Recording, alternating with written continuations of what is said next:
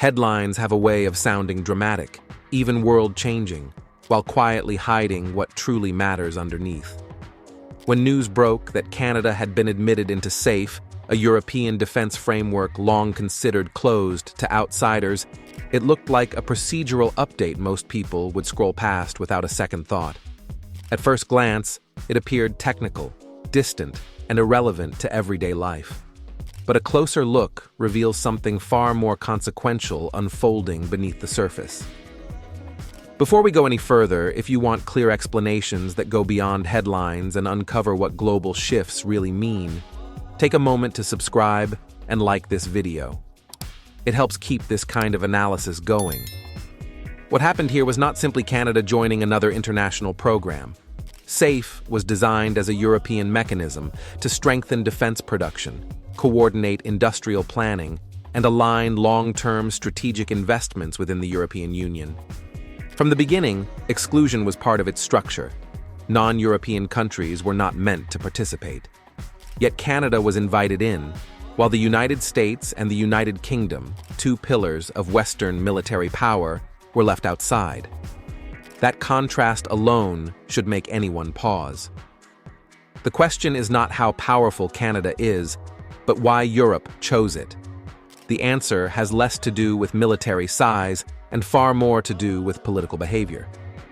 At a time when volatility has become a defining feature of global politics, Europe extended trust to a partner that signals consistency, institutional discipline, and long-range planning. This matters because defense alliances are not abstract arrangements reserved for diplomats and generals. They shape where factories are built, which industries grow, how supply chains are secured, and where skilled jobs emerge. When Europe reallocates trust and investment, the effects ripple through economies, labor markets, and public budgets far beyond Brussels or Ottawa. Over the past decade, Europe has been quietly reassessing its strategic position. Rising tensions with Russia, the economic gravity of Asia, energy insecurity, and repeated shocks to global supply chains have forced European leaders to confront uncomfortable realities. At the same time, political swings in Washington and prolonged uncertainty following Brexit have unsettled assumptions that once seemed unshakable. In that environment, reliability has become a strategic asset. Canada, without fanfare, has built a reputation for predictable defense budgeting, stable institutions, and industrial policies that favor long-term continuity over short-term political theater. In institutional terms, Europe did not choose the loudest partner. It chose the one least likely to change course unexpectedly. SAFE operates as a gateway into a tightly coordinated defense ecosystem. Membership grants access to protected procurement markets, joint planning cycles, and influence over how Europe rebuilds its military production capacity. These decisions determine not only what gets manufactured, but where it happens, who supplies critical components, and which technologies receive priority investment. Europe's decision to guard that gate carefully explains why traditional allies were not automatically welcomed. The United Kingdom remains entangled in post-Brexit negotiations that continue to strain institutional trust. The United States, while militarily dominant, has experienced policy reversals rapid enough to make long-term industrial coordination risky. Canada, by contrast, projects steadiness at a moment when steadiness is scarce. This choice reflects a deeper logic about how trust functions in international systems.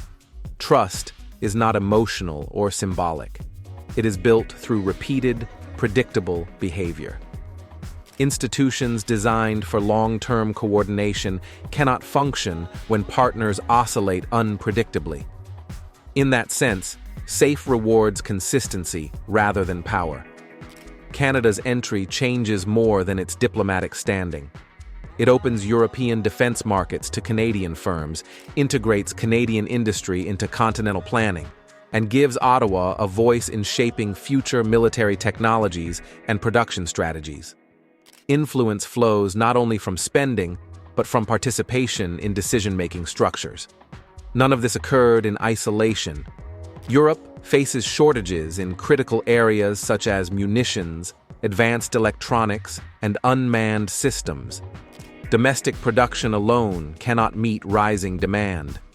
At the same time, political uncertainty among traditional partners forced European planners to diversify their risk. Canada's industrial strengths, particularly in advanced manufacturing and clean production, aligned neatly with Europe's needs. The implications extend well beyond governments. When defense production expands, workers are hired, training programs are developed, and local economies adjust. These shifts affect households, tax bases, and educational institutions, preparing the next generation of engineers and technicians.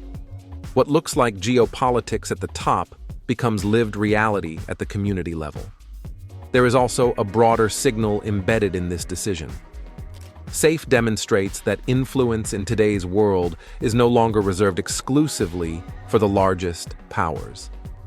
Mid-sized democracies with disciplined institutions can gain strategic weight by offering what turbulent systems crave most: reliability. In an era defined by disruption, the steady actor becomes indispensable. For decades, Canada's defense posture revolved primarily around alignment with the United States. SAFE provides diversification. It reduces dependence on a single partner and expands strategic options. In institutional terms, this is risk management. Dependence concentrates vulnerability, while diversification builds resilience. From Europe's perspective, the move is equally telling. The continent is rebuilding defense capacity under pressure, with limited time and mounting threats. In such conditions, institutions become pragmatic. Sentiment gives way to performance. Partners are judged not by history, but by their ability to deliver without disruption. SAFE also highlights how sovereignty has evolved. Nations retain formal control, but their choices are constrained by interconnected supply chains and shared security commitments. By entering SAFE, Canada tied part of its industrial future to Europe's long-term planning. Europe, in turn, anchored part of its resilience to Canada's institutional stability. Control was not surrendered, but shared through coordination. This decision also reflects political psychology. When uncertainty rises, institutions gravitate toward partners who do not surprise them. Predictability fosters confidence. Unpredictability breeds caution, regardless of size or strength. Europe's recalibration does not signal hostility toward traditional allies. It signals hedging against uncertainty. As we come to the end of this analysis, one point stands out clearly. Europe's choice was not about symbolism or spectacle. It was a structural decision rooted in necessity. And structural decisions tend to outlast the news cycle. If you found this breakdown useful, take a moment to subscribe and like the video. Staying engaged helps ensure deeper conversations continue. In a world where stability is increasingly rare, understanding how and why institutions reward consistency may be one of the most important insights of our time.